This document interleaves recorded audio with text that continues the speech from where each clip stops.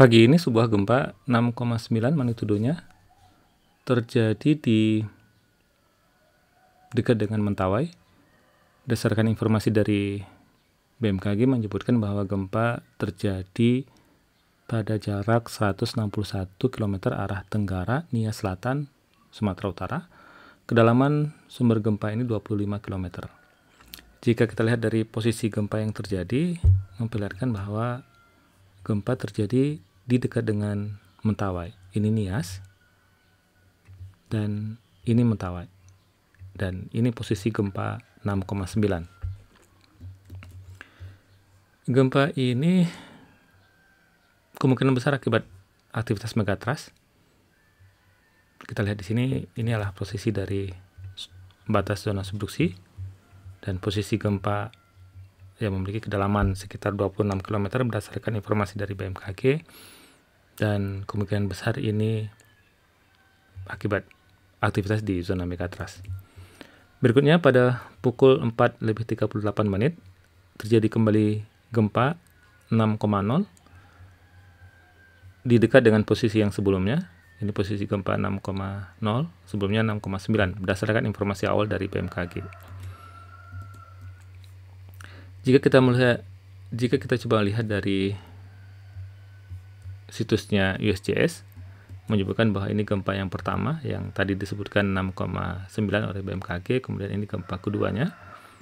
Kalau kita lihat dari USGS menyebutkan bahwa gempa ini memiliki magnitudo 6,7 dan 5,5.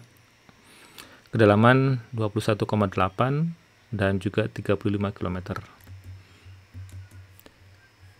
Jika kita lihat lebih lanjut dari gempa yang terjadi di dekat dengan Mentawai hari ini update dari BMKG menyebutkan bahwa gempa ini dirasakan di Padang lumayan signifikan, skala MMI 4, kemudian di Siberut 4, di Nias Selatan skala MMI 4, Gunung Sitoli juga skala MMI 4, di Padang Panjang, Bukit Tinggi, Pasaman Barat, dan sampai ke Pariaman itu skala MMI 3.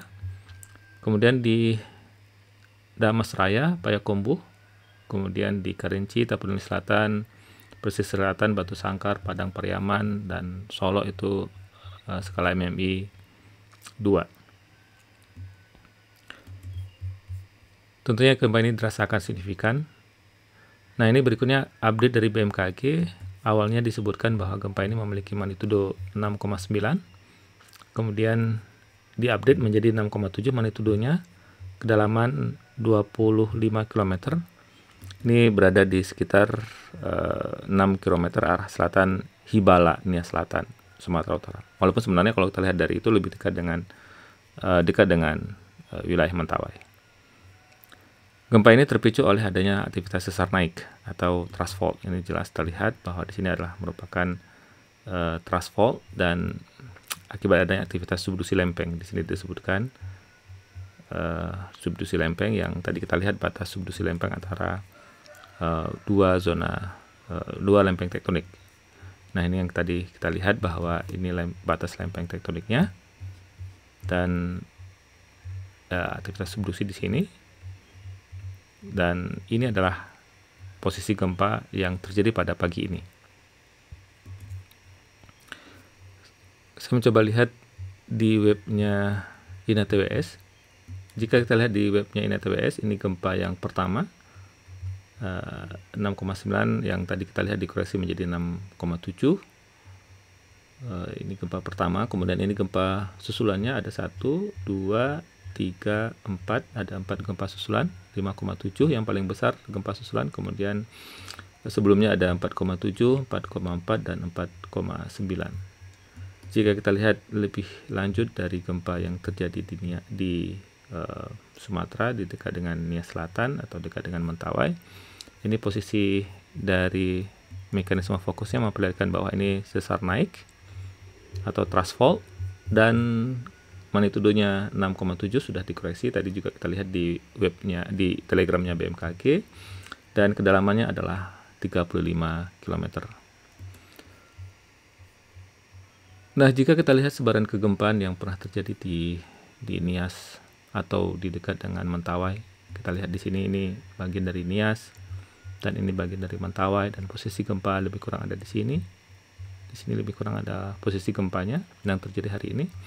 Nah, inilah gempa-gempa yang coba saya plot sejak tahun 1900 sampai dengan 2022 bulan Maret, awal-awal bulan Maret.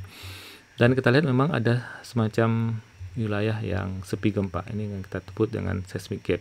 Jadi wilayah di Mentawai yang kita kenal dengan Mentawai seismic gap atau zona yang sepi gempanya, dan tentunya di sini yang dikhawatirkan saat ini sedang terjadi akumulasi energi yang bisa merilis gempa dalam skala yang signifikan. Dan gempa hari ini kemungkinan besar masih berada di bagian dari zona Mentawai seismic gap 6,7 setelah dikoreksi oleh BMKG. Sebelumnya disebutkan 6,9. Mekanisme sesar naik atau mega thrust atau thrusting. Dan ini yang kita kenal dengan zona subduksi di pantai barat Sumatera yang menghasilkan beberapa gempa besar yang kita kenal dengan gempa megatrust, seperti gempa di Aceh tahun 2004, kemudian gempa di Nias tahun 2005, gempa di Bengkulu tahun 2007, dan juga di Lampung sehingga saya tahun 2000. Dan ini yang masih kosong. Nah, ini yang menjadi kekhawatiran kita akan menghasilkan gempa yang signifikan.